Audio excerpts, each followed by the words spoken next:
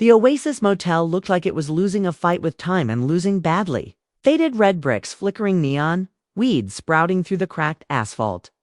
Tourists never stayed long. Locals never stayed at all. Except one man. Room 107 had been occupied by John Wexler for exactly 14 years. Emily Carter, 26, never really noticed him until he died. She'd been working at the Oasis since she was 19, cleaning rooms, restocking the vending machines, occasionally playing unofficial therapist to guests too lonely to shut up. The job was boring, underpaid, and came with a permanent bleach scent stuck in her nose.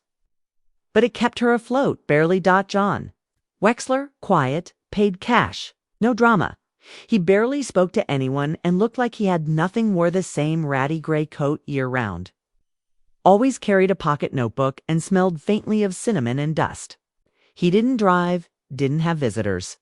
Just sat outside room 17 on a plastic chair, sipping instant coffee and watching the road like he was waiting for someone who never showed.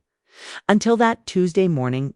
Emily found him slumped over the edge of his bed, half-finished cup of coffee on the nightstand, a dried blood trail from his nose to the floor.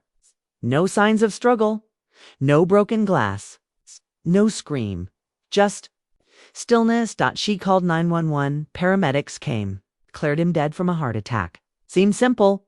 It wasn't. 3 hours later, the sirens were long gone. So were the paramedics. But a pair of black SUVs rolled into the parking lot like they owned the place. 2 men stepped out. Suits, sunglasses, buzzcats, the cliché kind of scary. One flashed a badge. So fast Emily couldn't read it. "We need access to room 17, the taller one said. His voice was calm. Too calm. Emily blinked. "Wait, who are you again?" He didn't answer. Instead, he handed her a folded piece of paper. It was a federal search warrant. She felt her stomach knot. He was just some old guy. "Ma'am," the other agent said, that old guy was on multiple watch lists.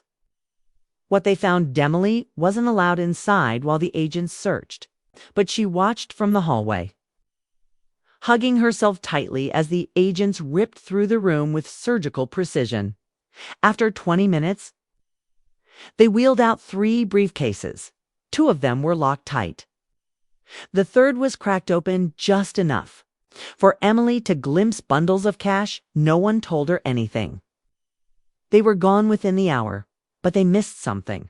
The hidden panel. Emily was assigned the final cleanup duty once the feds cleared out. She stepped into room 107, heart pounding like a drumline. The air felt heavier, like the walls themselves knew secrets and weren't sure if they should share. She cleaned in silence, but her curiosity itched. Near the bed's baseboard, her mop bumped something that didn't sound hollow like the wall behind it. She dropped to her knees, feeling along the edge. Click. A tiny wooden panel, barely visible unless you were looking, popped open. Inside, a worn leather pouch stack of yellowed letters written in different handwriting / faded photos of her father smiling in military uniform. With John Wexler beside him. Emily gasped. Her father had died in Afghanistan 15 years ago. She'd never seen this photo. How the hell did Wexler know him? The letters back in her apartment above the garage behind the motel. Emily poured herself a whiskey she couldn't afford and read. Every letter. 5 languages: Arabic, French, Russian, Spanish, English. Some were love letters. Some looked like spy stuff, coded messages, code names, dates. One was even addressed to her. Emily, if you're reading this, I'm sorry. I didn't want you in this. But you always had your father's curiosity. She stared at the page. Her hands trembled. The last line chilled her to the bone. They'll come for the photo. Burn it. Or run. The knock. It was midnight. Rain tapped on her window like nervous fingers, and then the knock. 3 soft raps on her door. Emily peeked through the peephole. No one. Her heart pounded, but on the doormat was a single white envelope. She opened it. Inside, a memory card and note in block letters. Play this. Trust nitrous monoxide 1. Even the FBI. The video Emily plugged the card into her laptop. It was old footage. Grainy, wobbly, dot. The camera panned across what looked like a secret room wall lined with surveillance photos. Her father, John Wexler, and others she didn't recognize. In the background, a voice whispered, "She's the key. She doesn't know it yet, but she will." Then static. Emily's choice, she couldn't sleep. Couldn't think. In one day, it's gone from scrubbing motel toilets to being stalked by men in suits. Stu handed spy letters and warned not to trust the freaking FBI. All signs pointed to one thing. Her father had secrets. So did John Wexler, and somehow, so did she. The motel was silent that night. But not the kind of peaceful silence. No.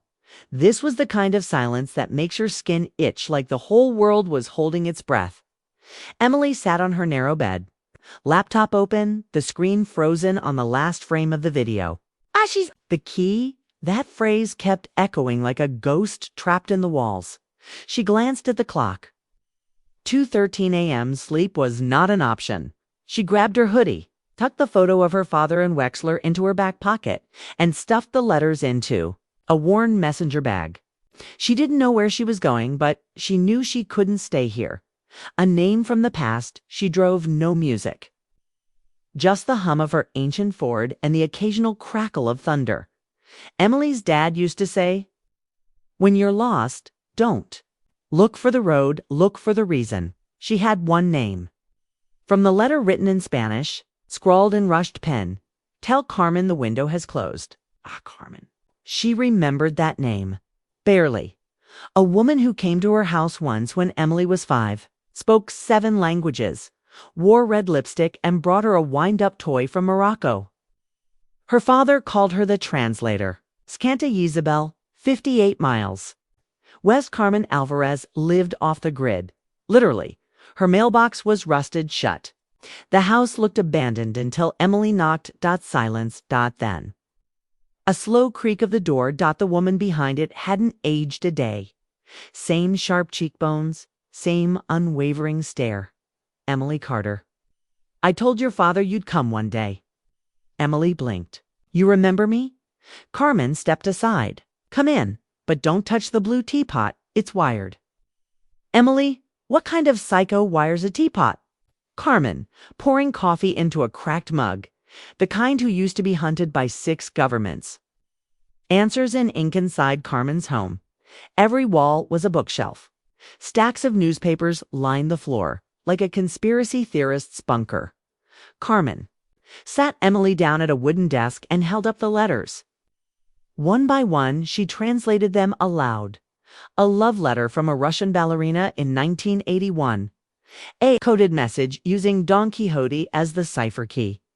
A final note. "The red window has eyes in the motel." Emily frowned. "What's the red window?" Carmen lowered her voice. It was a Cold War Black Ops unit. Disbanded. Or so they say. But John Wexler was one of theirs. A cleaner. He erased people. Emily's heart skipped. And your father. T was their moral compass. Till he disappeared. Knock. Knock. The house suddenly went dark. Carmen snapped her fingers. Back exit. Now Emily froze. Outside, a soft sound. Gravel crunching under boots. Carmen pulled a revolver from a false book spine. "Go. Out the greenhouse. Don't run. Don't speak. If they see your eyes, they'll know you're her." "Emily, her who?" Carmen didn't answer. A narrow escape Emily slipped out the greenhouse's back flap. The rain had stopped, but the fog hung heavy. She ducked behind Carmen's car, her breath shallow. 2 men passed by. Not FBI, not cops. Too clean, too quiet, too deliberate. One of them whispered into a mic. No sign of her. Carmen's alone. Emily didn't wait. She sprinted through the orchard, her sneakers slapping wet soil. By the time she reached her car, she was soaked and shaking. She started the engine, floored it, and didn't look back. a Bible and a map back in her apartment, trembling and paranoid. Emily opened the motel Bible Wexler used to keep by his bed. On page 314, tucked into the spine, was a wax paper envelope. Inside, a strange old Coine motel receipt dated 1996 from Bordeaux, France Maput. It wasn't a normal map. It was a blueprint. The Oasis Motel. Every room, every hallway. Every hidden wall cavity, and one room marked with a red circle. Room 103, Emily's. Stomach turned. Room 103 was empty. Had been for years. Or so she thought. The secret room, it was past midnight again when she unlocked 103. Everything looked untouched. But the blueprint didn't lie. Behind the dresser was a panel, like the one in 107. Emily pushed. It slid open. Inside. It's a small surveillance station. Wires, old tape recorders, VHS cassettes, monitors, and a wall pinned with photos of from the past 10 years at school, on dates. Even one from last week, taking out the trash. Emily's hands shook as she reached for the oldest VHS tape. It was labeled Emily Carter, age 5, confession. She didn't remember any confession. The old VHS tape trembled in Emily's hand. Her own name, written in faded Sharpie. Emily Carter, age 5. Confession, she didn't remember ever being filmed. Didn't remember confessing anything. She slid the cassette into the motel's ancient VCR. A black screen blinked. Static crackled. Then ... a child's voice ... her voice. I didn't mean to see it. On the screen, little Emily sat on a floral couch in the living room of their old home, legs swinging, fingers in her mouth. Across from her, unseen, a voice asked gently, "What? Did you see, Emily?" Emily's eyes on the screen were wide and glassy. "I saw Daddy hurt the man with the black gloves. He didn't mean to. Said the man was going to take me away. But the man didn't move anymore." Real-time Emily gripped the edges of the couch, heart hammering. The voice behind the camera said, "Colder now. And what did Daddy say after? Daddy say after?" The child paused. "He said if I ever told anyone, they'd make me forget everything. Like Mommy." The watchers returned before she could hit rewind. Her phone buzzed. Unknown number. Room 103 wasn't on the blueprint by mistake. Get out. They're coming. No name, no voice. But something about that message chilled her deeper than the confession ever could. She peeked out the peephole. Black SUV. 2 men in charcoal suits. No hotel registration, no badges. Her blood ran cold. She grabbed the tape, shoved it into her bag, and slipped out the bathroom window. The man with the burned wrist, Emily, didn't have a destination. But her gut pulled her back to the one person who seemed to know anything. Carmen. She parked 3 blocks down this time. Snuck through the orchard, but Carmen's lights were out. Front door slightly ajar. Inside, chaos. Books scattered. Shelves overturned. Carmen gone. But on the kitchen table was a single object. A burned Polaroid. It showed a young Carmen, Emily's father, and a boy with a scar on his wrist shaped like a spiral. A handwritten note on the back. "If I disappear, find Noah. He remembers everything. The spiral burn Noah." Emily had no memory of him. But she took the photo, heart hammering. She started connecting dots. The letters, the red window reference, the motel blueprint, it was all leading somewhere. That spiral burnette wasn't random. It was the same shape etched onto the old coin hidden in Wexler's Bible. She stared at it under the lamplight. A tiny Latin inscription around the edges. Meminess est vid dir. It's great, remember, is to see. Whatever this secret society was. They didn't just want to hide. They wanted to erase. The underground room. Emily returned to the motel just before dawn. She wasn't afraid anymore. She was mad. Determined. The blueprint showed a 3rd hidden room beneath the floor between rooms. High 7 and 103. A trapdoor disguised beneath the carpet in the old janitor's closet. She pried it open. A steel ladder. Disappeared into pitch black. She climbed down 10 rungs. It's 20, 30. Then, dirt floor. A single hanging bulb buzzed to life as she stepped forward. The room was lined with boxes, folders, tapes, cache files, stamped with classified. Red window. And there on the far wall was a photo board. Emily Carmen, her father, John Wexler, and at the center Noah Vane. Red window directive she pulled. Out one folder. Inside were case notes, detailed dossiers on dozens of watchers, some crossed out, others still active. One file had her name on it, her code name, Hollow Echo. Target status, elevated. Potential memory subject 1. Note was scribbled in red. If Emily Carter begins recovering memories, engage Noah Vane. Phase 2 activation. Her chest tightened. They didn't want to kill her. They wanted to use her. The door without a handle at the back of the underground room was a steel door with no handle. Just a keypad. Emily pressed her ear to it. She could hear music. Classical. Faint. A piano sonata one she remembered from childhood. Her fingers hovered over the keypad. She typed in her birthday. Access denied. She typed in her father's access denied. She paused. Then tried the date on the Polaroid with Noah. Click. The door creaked open. What's behind the door? Inside was a small chamber. In the center, an old reel-to-reel recorder. Round it, dozens of tapes labeled only with dates.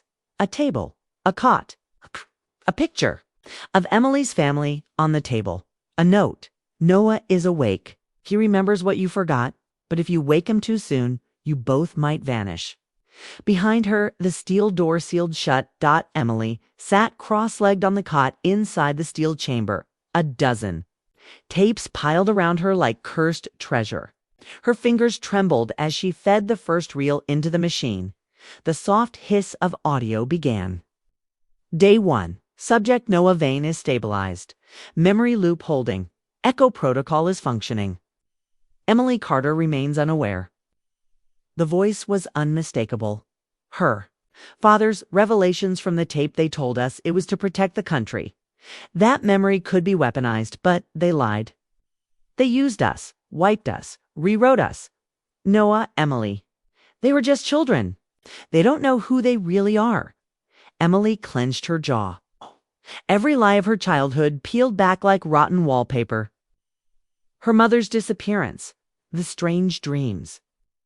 The time she forgot her entire second grade. Not dreams, not accidents, experiments.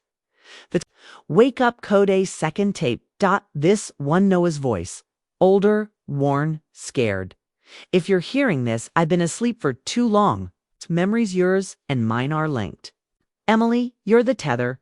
You have to wake me. But there's a cost. You'll remember everything, including why we were chosen. She flipped over the Polaroid. There was one more line she hadn't noticed before. Say the phrase, the red. Window is never closed. That's the key. The cabin in Oregon inside the file folder was a set of coordinates. A secluded cabin in the Oregon wilderness. Emily drove all night. Fog clung to the ground like ghosts whispering secrets as she approached the creaking structure.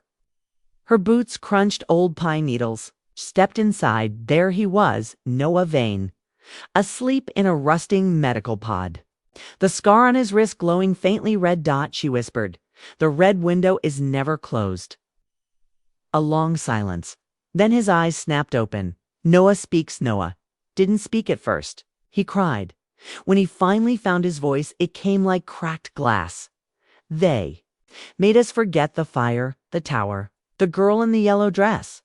But I remember now. Emily felt her stomach turn.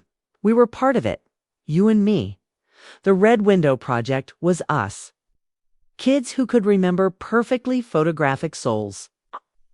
But we saw something we weren't supposed to. A man, a machine. A future where memory could be edited in real time. Noah pointed to a hidden drawer in the floorboards, inside the original Red Window device. A black glass disc, pulsing. The final choice if we destroy it, Noah whispered. We free ourselves. Our minds go back to normal, but all the memories. It ever held our Wexlers, your dads vanish forever. No evidence, no truth, no justice. If we keep it, he said, voice cracking, they'll keep hunting us. We'll be targets for life, but we'll remember who we are. Emily looked at the device, and she remembered her dad's laugh, her mom's perfume, Wexler's quiet wisdom, Carmen's loyalty. She whispered, "No more lies," and hurled the device into the fire. Ashes and Mourning the disc screamed as it burned, emitting a high-pitched whine like 100 voices trapped in glass. Then silence. Noah collapsed. Emily caught him. Their memories didn't fade, but the world shifted. The pressure lifted. The unseen watchers vanished. 1 year later, Emily opened a bookstore in a small town near the motel. She called it Hollow Echo Books. Noah helped her run it. Carmen returned, memory restored. They were found family now, bound not by blood, but by the battle to remember. She published Wexler's letters anonymously. People thought it was fiction, but some came in quiet, left notes on spiral-marked pages, and never said a word. Final line: one afternoon, a child came into the store. Brown eyes, curly hair. She picked up a red notebook and asked, "What's the red window?" Emily smiled softly and said, "It's a place where the truth waits only for those brave enough to look." The end. This story moved you.